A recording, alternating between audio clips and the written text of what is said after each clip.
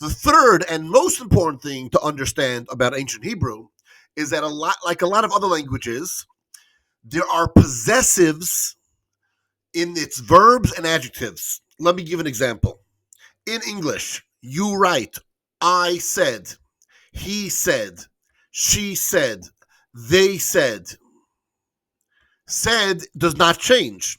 So if I told you said, you would just know that someone said something, but you won't know how many people said it. You won't know if a male said it. You won't know if a female said it. You won't know if one person said it. You won't know if 10 people said it, because they said, I said, he said, she said, all the same.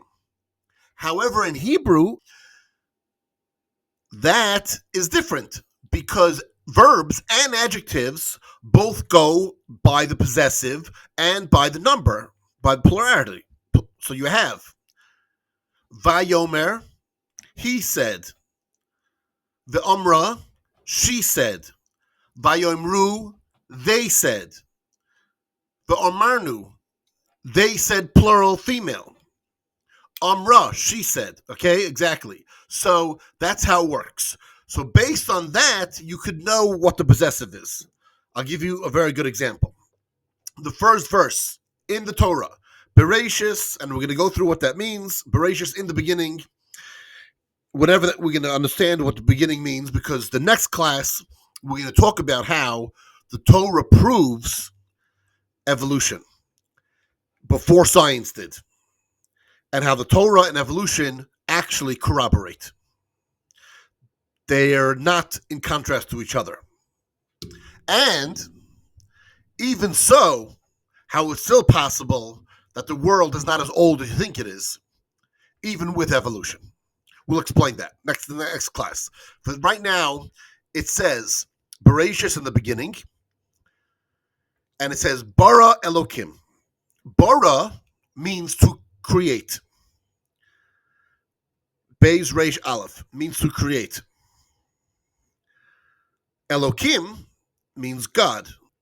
I'm going to refer to God as He, although God does not have any gender pronouns, because the truth is, in ancient Hebrew, he and it, or she and it, are the same thing. So therefore, in Hebrew, if you wanted to say your ride, your car, is very nice, you would not say it, because there is no it. You would use a he.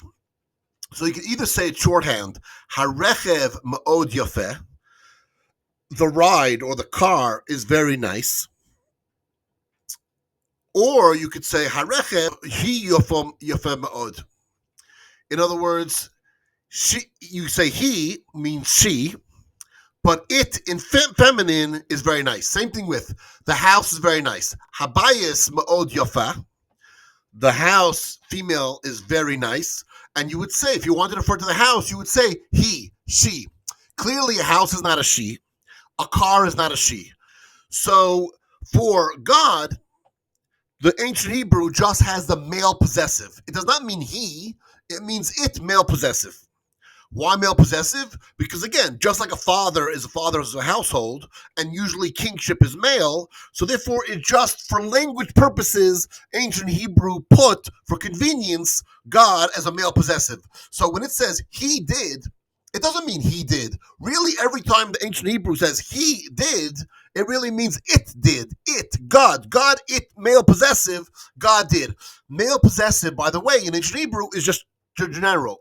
When we're talking about many people, men and women, we're going to use the male plural possessive, because we're talking about many people. So the male plural possessive actually could tell you either it's a lot of men doing it, or a lot of men and women. For instance, Habonim, the children. They could be sons, Habonim, the sons. It could also be Habonim, the children, and children could be male and female. You could have sons and daughters. That's just the way Hebrew works. So when we refer to God, Hashem, it's going to be male possessive, not because God is a gender. Getting back to the point, Bara Elokim, so therefore, God created. Bara is singular. The word bara means it created, bara by itself means he or it created. So therefore, Elikim is singular because it means a single thing. If it was plural, it would say baru Elikim or Elikim barim. They created. But it's not they created, it's it created. All right. I'm not going to go into any more technical details about how to read Hebrew. We'll get to it when we need to. I just wanted to have that structure.